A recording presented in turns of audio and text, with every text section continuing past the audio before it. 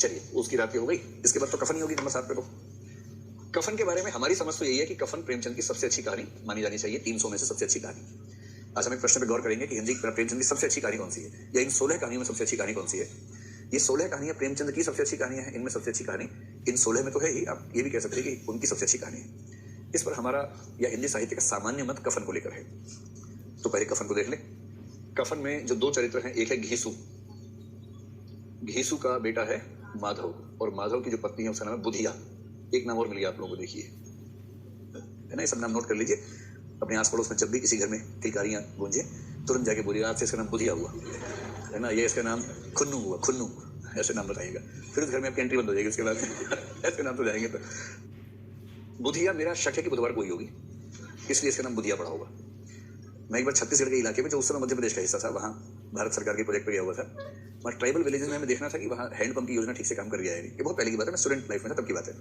भारत सरकार ने कुछ लोगों को दिल्ली विश्वविद्यालय से भेजा था, तो मैं भी उसमें गया था। तो वहाँ जाके बहुत रोचक अनुभव में एक अनुभव ये भी था, एक घर में 7 भाई थे, और उन 7 के नाम क्या थे? सोमवार सिंह, मंगलवार सिंह, बुधवार सिंह, गुरुवार सिंह, शुक्रवार सिंह, शनिवार सिंह, रविवार सिंह। तो मैंने उनसे पूछा, मान लो 8वां हो जाता तो कैसे मैनेज करते यार? 8वें में कैसे? बोले नहीं है, कुछ लोगों के हैं 8-10 भी हैं। वहां कैसे?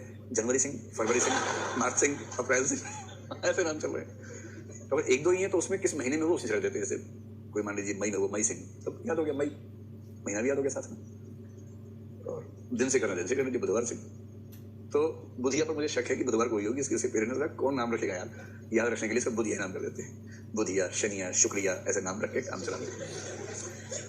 तो घीसू और माधव दोनों एक तो है बहुत गरीब इतने हैं कि 20 साल पहले एक बारात में, एक भोज में आखिरी बार पेट भर के खाना खाया था घीसू ने। पेट भर के खाना क्या होता है, इसके लिए उसको 20 साल पहले की मेमोरी की जरूरत है कि उस भोज में जो खाया था ना, किसने रोका नहीं था, इतना खाया, मजा आ गया था। और उसके बाद 20 साल से भरपेट खाना ही नहीं खाया है। तो जब तुलना करनी है तो 2-4 दिन भूखे रह के फिर तुलना कीजिए। जैसे कल बताया था ना कि भूखे आदमी कह रहे हैं कि प्लेट फेंकनी है, नहीं फेंक पा रहा था, चेहरे के भाव कुछ हो रही आ रहे थे बार बार।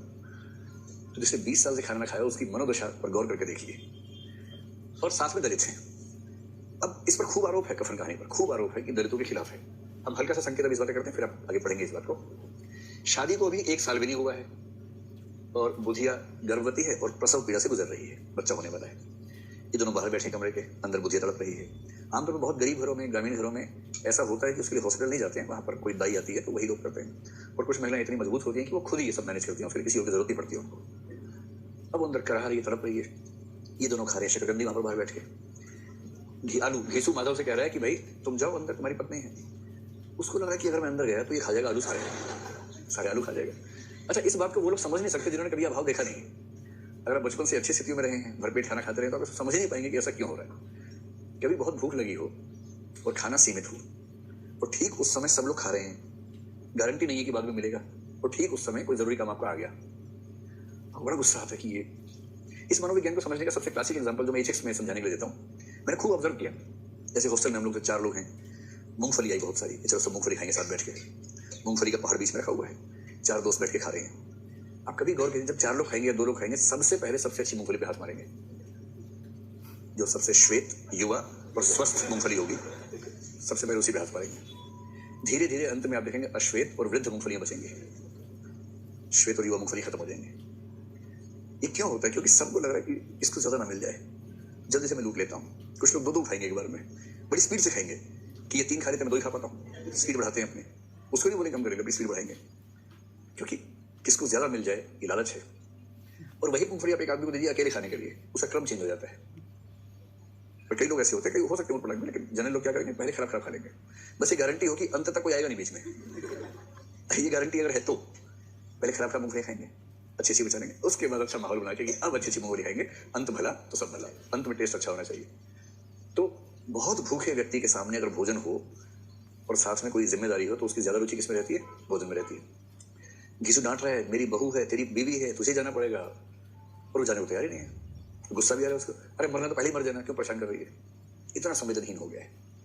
और ये संवेदनहीनता का संबंध दलित होने से नहीं है, गरीब होने से। ऐसी गरीबी व्यक्ति की संवेदनाओं को मार देती है। फिर बुधिया मर गई थोड़ी देर में।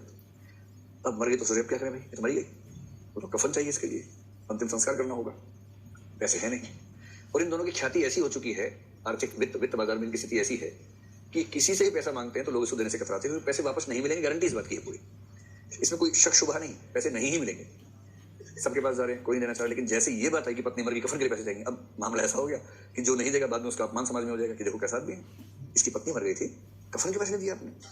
तो कफन के लोग पैसे दे देते हैं और पैसा इकट्ठा हो गया 5 रुपए। अब ये पैसे लेके निकले कफन खरीदने के लिए।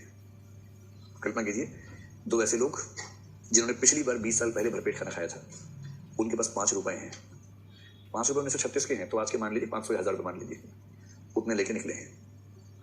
अब मन मेरा कफन तो जल ही जाना है, और वो जिंदा होती तो क्या चाहती, पैसे इस पे खर्च कर देंगे, कुछ अच्छा काम कर लें। और रास्ते में रेस्टोरेंट मिल गया, किसी ने किसी से बात नहीं की, दोनों के पैर अपने आप मुड़ गए। वहां पर एक आंतरिक तारतम्य ऐसा है दोनों के बीच में।